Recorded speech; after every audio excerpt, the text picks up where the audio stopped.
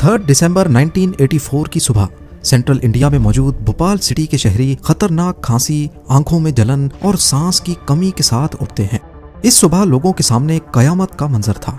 लोग सड़कों पर पैनिक में भाग रहे थे, कुछ खांसी और उल्टियां कर रहे थे, जबकि सड़क पर लातादाद लाशों के अंबार लगे थे। पिछले कुछ घंटों से इनके इर्द गिर्द एक ऐसी जहरीली गैस थी जो पास ही मौजूद एक American pesticide plant union carbide से लीक हुई थी।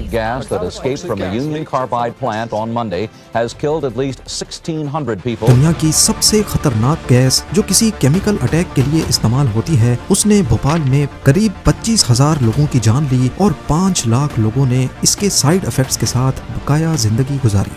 ये इंसानी तारीख का न सिर्फ सबसे बड़ा इंडस्ट्रियल हादसा था, बल्कि इंसानी लापरवाही, कॉस्ट कटिंग और अधूरे इंसाफ की दास्तान भी है। पर सवाल ये है कि इतनी डेडली गैस एक अमेरिकन कंपनी के प्लांट से ऐसे कैसे लीक हो गई? प्लांट के सेफ्टी सिस्टम्स ने टाइम पर काम क्यों नहीं किया? कंट्रोल रूम में बैठा स्टाफ, जिनको इस तबाही से 1 घंटा पहले लीक का पता चल चुका था, वो वक्त पर इसे रोकने में कामयाब क्यों नहीं हो सके? और आखिर जमीन से कई फुट नीचे कंटेनर्स में से ये गैस कैसे लीक होकर पूरे शहर में फैल गई? ज़ेम टीवी की वीडियोस में एक बार फिर से खुशामदीद। नाजरीन, भोपाल में यूनियन कार्बाइड नामी अमेरिकन कंपनी पेस्टिसाइड प्रोड्यूस करती थी। इनका प्रोडक्ट सेविन नाम से मार्केट में सेल होता था, जिसको किसान अपने खेतों में स्प्रे करके मुख्तलिफ कीड़ों से बचाकर अपनी प्रोडक्शन को बढ़ा सकते थे। ये प्रोडक्ट मुख्तलिफ केमिकल से मिलाकर बनाया जाता है। इसका सबसे अहम इंग्रेडिएंट मिथाइल आइसोसाइनाइड था, जिसे शॉर्ट में MIC भी कहा जाता है। 1969 में जब ये फैक्ट्री शुरू हुई थी, उस वक्त MIC को अमेरिका से इंपोर्ट किया जाता था, लेकिन बाद में यूनियन कार्बाइड ने भोपाल में ही इसको प्रोड्यूस करना शुरू कर दिया। यानी पहले फैक्ट्री में MIC को प्रोड्यूस किया जाता और फिर उसकी मदद से सेविन को। मिथाइल आइसोसाइनाइड या फिर MIC एक बहुत ही खतरनाक केमिकल है जो लिक्विड फॉर्म में स्टोर किया जाता है। इस काम के लिए यूनियन कार्बाइड ने 3 बड़े कंटेनर्स जमीन के अंदर इंस्टॉल किए हुए थे, जिसमें MIC लिक्विड फॉर्म में रखा जाता था।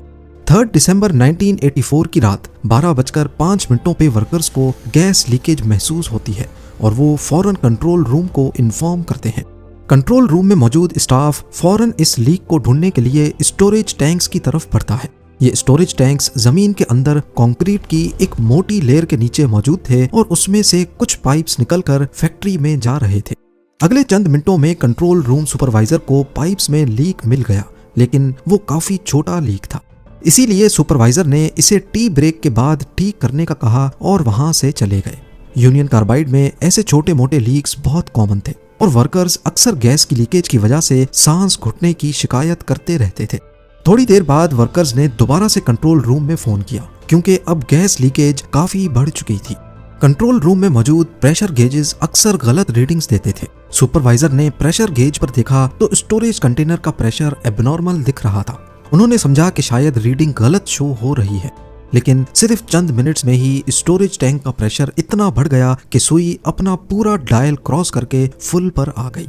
सुपरवाइजर दोबारा से स्टोरेज टैंक्स की तरफ गया तो क्या देखता है कि कंक्रीट की मोटी लेयर में वाइब्रेशंस हो रही हैं और उसमें क्रैक्स पड़ चुके हैं। इन वाइब्रेशंस का मतलब साफ था कि स्टोरेज कंटेनर में प्रेशर हद से ज्यादा बढ़ चुका है। इस वक्त रात के 12:30 बज रहे थे। सुपरवाइजर ने फौरन इमरजेंसी नाफिज कर दी और लीक होने वाली गैस जो फैक्ट्री के पाइप्स में दाखिल हो चुकी थी, उसको न्यूट्रलाइज करना शुरू कर दिया। फैक्ट्री में इस किस्म के हालात से निपटने के लिए 3 अलग अलग डिवाइसेस लगी हुई थी। पहली थी गैस स्क्रैबर, जिसमें एक खास केमिकल लीक होने वाली MIC को न्यूट्रलाइज करेगा। पर जब सुपरवाइजर ने चेक किया तो ये डिवाइस खराब पड़ी थी।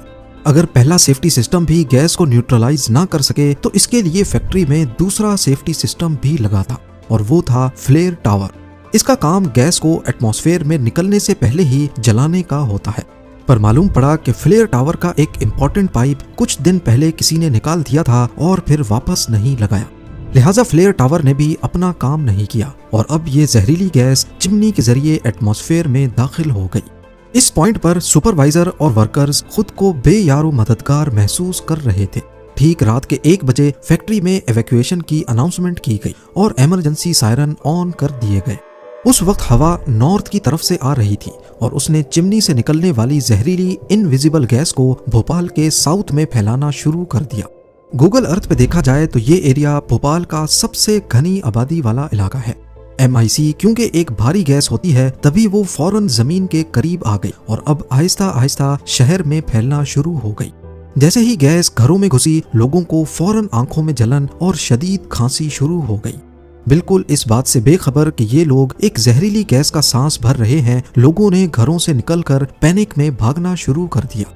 भागने की वजह से सांस फूलने लगा और वो लोग और ज्यादा सांस भरने लगे, जबकि असल में वो MIC गैस को इनहेल कर रहे थे। लोग वॉमिट करने लगे, खांसने लगे और एक एक करके सड़क पर लाशें भरना शुरू हो गईं। उधर फैक्ट्री में सुपरवाइजर ने गैस को न्यूट्रलाइज करने के आखिरी सेफ्टी सिस्टम को इस्तेमाल करने का फैसला किया। उनको होस पाइप से चिमनी से निकलने वाली गैस पर पानी स्प्रे करना था ताकि गैस न्यूट्रलाइज होकर शहर में ना फैल सके। पर जब होस पाइप निकाला गया तो वो इतना लंबा ही नहीं था कि चिमनी तक पहुंच सके, यानी गैस को न्यूट्रलाइज करने का तीसरा और आखिरी सेफ्टी सिस्टम भी किसी काम ना आ सका। कुछ ही मिनटों में गैस शहर में 8 किलोमीटर तक फैल गई और भोपाल के हॉस्पिटल्स उन पेशेंट्स से भरना शुरू हो गए जिनको एक जैसे ही सिम्टम्स थे। हॉस्पिटल में हालत ये हो गई कि पेशेंट्स को देखने के लिए स्टाफ और बेड्स कम पड़ गए। ना सिर्फ पेशेंट्स बल्कि डॉक्टर्स खुद भी बुरी तरह खांस रहे थे। शहर में इमरजेंसी नाफिज हो चुकी थी। पुलिस ने डॉक्टर्स को बताया कि ये अमोनिया गैस है, लेकिन जो सिम्टम्स लोगों को हो रहे थे वो अमोनिया इंटॉक्सिनेशन से कहीं ज्यादा शदीद थे। डॉक्टर्स के लिए ये एक अननोन मेडिकल कंडीशन थी। ये सब इतना जल्दी हुआ कि अथॉरिटीज को सही से पता ही नहीं था कि ये अमोनिया गैस है, फॉस्जीन या फिर MIC। पर असल में मिथाइल आइसोसाइनाइड बॉडी में मौजूद पानी से रिएक्ट कर रही थी और लंग्स के सुराखों को बंद कर रही थी, जिससे सांस लेना नामुमकिन हो रहा था। रात के 3 बजे तक डेड बॉडीज इतनी ज्यादा हो चुकी थीं कि उन्हें हैंडल करना मुश्किल हो रहा था। भोपाल गैस लीक के दौरान सिर्फ एक ही रात में 3000 लोग मर गए, जबकि लाखों लोग इस जहरीली गैस के सिम्टम्स से बुरी तरह असर अंदाज हुए। फैक्ट्री वर्कर्स जो खुद एयर टाइट कंट्रोल रूम में बैठे थे, इस जहरीली गैस के असरात से महफूज रहे। सुबह जब वो दिन की रोशनी में बाहर निकले तो उन्होंने बिल्कुल बदले हुए भोपाल को देखा। वो सड़कें जहां भीड़ की वजह से गुजरना मुश्किल होता था, वहां जानवरों की लाशें बिखरी हुई थी। अभी तक पूरी दुनिया इस खौफनाक हादसे की खबर सुन चुकी थी। न सिर्फ नेशनल बल्कि इंटरनेशनल मीडिया भी इसको रिपोर्ट कर रहा था। इस गैस से जहां पहली ही रात में 3000 लोग एक्सपायर हुए, वहीं आने वाले कुछ दिनों में ये नंबर 20 से 25,000 तक बढ़ गया और गैस से मुतासिर होने वाले लोगों की तादाद 5 लाख तक पहुंच गई। इंसानी इतिहास में ये सबसे बड़ा इंडस्ट्रियल डिजास्टर माना जाता है। पर यहाँ पर सबसे बड़ा सवाल ये था कि आखिर फैक्ट्री से इतनी जहरीली गैस लीक हुई तो हुई कैसे।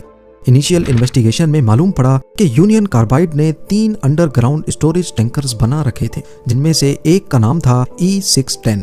कंपनी के मैनुअल्स के मुताबिक इसे सिर्फ आधा भरना होता है, लेकिन ये तकरीबन 75% तक खतरनाक MIC से भरा हुआ था।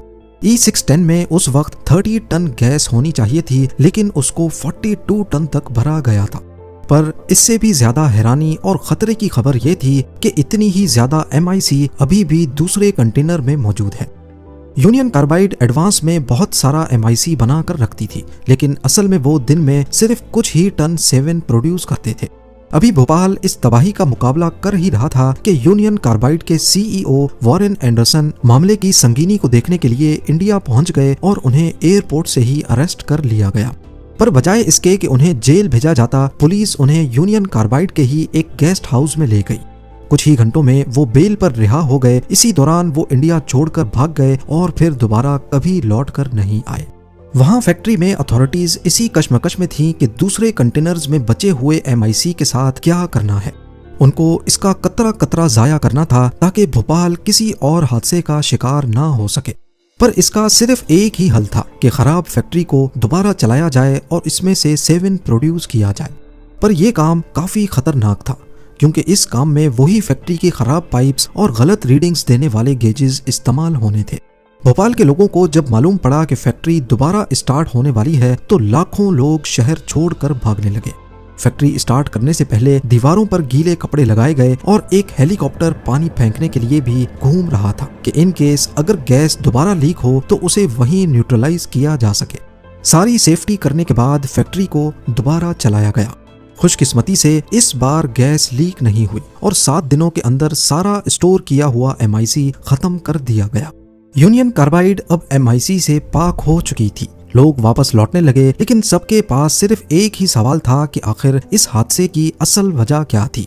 उस रात आखिर ऐसा क्या हुआ था कि पूरा 42 टन MIC कंटेनर से लीक हो गया। जब इन्वेस्टिगेशन टीम ने खाली कंटेनर की अच्छी तरह जांच की तो मालूम पड़ा कि उसमें कोई क्रैक नहीं है, पर उस कंटेनर का सेफ्टी वाल्व खराब पाया गया। कंटेनर में मौजूद जंग आलूद लोहे के पार्टिकल्स पाए गए जो निशानी थी पानी की। मिथाइल आइसोसाइनाइड पानी के साथ कांटेक्ट में आते ही गर्म हो जाता है और उबलने लगता है। ये चीज पहले ही लैब में चेक कर ली गई थी, यानी उस रात कंटेनर में किसी तरह पानी आया था। मालूम पड़ा कि हादसे से पहले शाम को वर्कर्स ने करीबी प्रोसेसिंग यूनिट की धुलाई की थी। ये प्रोसेसिंग यूनिट और कंटेनर एक ही पाइप के साथ कनेक्टेड थे, पर पानी कंटेनर में ना जाए इसके लिए पाइप में एक स्टॉपर लगा था और एक सेफ्टी वाल्व भी, पर ना तो स्टॉपर सही से काम कर रहा था और ना ही सेफ्टी वाल्व। अगर ये दोनों खराब भी हों तो एक और चीज भी थी जो इस हादसे को होने से रोक सकती थी। यूनियन कार्बाइड एक इंटरनेशनल कंपनी है जिसके प्लांट्स उस वक्त दुनिया भर में मौजूद थे। उनको अच्छी तरह इस केमिकल की खतरनाक नेचर के बारे में मालूम था। इस किस्म के हादसों से बचने के लिए आधे कंटेनर को लिक्विड MIC से भरा जाता था, जबकि बाकी आधे में नाइट्रोजन गैस डाली जाती थी, ताकि अगर कभी वाल्व या स्टॉपर खराब भी हो जाए तो नाइट्रोजन गैस का प्रेशर पानी को वापस बाहर धकेल सके। पर अफसोसनाक तौर पे उस शाम कंटेनर में नाइट्रोजन गैस भी नहीं थी। इन्वेस्टिगेशन टीम ने रिकॉर्ड्स चेक किए तो मालूम पड़ा कि पिछले 20 दिनों से किसी ने नाइट्रोजन गैस के लो प्रेशर को रिपोर्ट ही नहीं किया था। ये एक क्लियर कट केस था लापरवाही और कॉस्ट कटिंग का। रिपोर्ट्स में बताया गया कि 1984 में ही यूनियन कार्बाइड ने भोपाल प्लांट को चलाने के लिए खर्चे में करीब $12 लाख की कटौती की थी, जिसकी वजह से छोटे मोटे गेजेस और वॉल्व्स को रिप्लेस ही नहीं किया जा रहा था। बाद में ये भी मालूम पड़ा कि इस हादसे से पहले कंपनी को कई वार्निंग्स भी मिल चुकी थी। 1981 से 1984 तक 5 मरतबा यहाँ गैस लीक के केसेस हो चुके थे, जिसमें से एक मरतबा यूनियन कार्बाइड के एक वर्कर की जान भी जा चुकी थी। E610 कंटेनर में नाइट्रोजन गैस के कम प्रेशर को पिछले 20 दिनों से किसी ने रिपोर्ट नहीं किया, क्योंकि उसका गेज ही खराब था। कंटेनर का खराब वाल्व, पाइप का खराब स्टॉपर, गैस लीक होने के बाद गैस स्क्रबर जिसको गैस न्यूट्रलाइज करनी थी वो भी खराब, फ्लेयर टावर जिसको गैस में आग लगाकर उसे माहौल में फैलने से रोकना था वो भी खराब, और आखिर में होज पाइप भी इतना छोटा कि वो चिमनी तक नहीं पहुंच सका। ये सब कंपनी की लापरवाही और कॉस्ट कटिंग का नतीजा था। इस हादसे के बाद यूनियन कार्बाइड के खिलाफ केस चलता रहा, लेकिन 5 सालों के बाद आउट ऑफ कोर्ट सेटलमेंट हुई और कंपनी ने इंडियन सरकार को $470 मिलियन देकर मामला सेटल कर लिया। 2010 में यूनियन कार्बाइड के 8 मैनेजर्स को लापरवाही के इल्जाम में मामूली जुर्माना लगाकर छोड़ दिया गया, पर यहाँ रहने वाले लोग 40 साल पहले हुए हादसे के असरात को आज तक भुगत रहे हैं। ये फैक्ट्री आज भी उसी हाल में खड़ी है। यहाँ जमीन और पानी में आज भी टॉक्सिक कंटामिनेशन पाई जाती है, और जो लोग इस हादसे में जिंदा बच गए वो आज तक MIC के लॉन्ग टर्म साइड इफेक्ट्स का मुकाबला कर रहे हैं। उम्मीद है जेम टीवी की ये वीडियो भी आप लोग भरपूर लाइक और शेयर करेंगे। आप लोगों के प्यार भरे कमेंट्स का बेहद शुक्रिया। मिलते हैं अगली शानदार वीडियो में।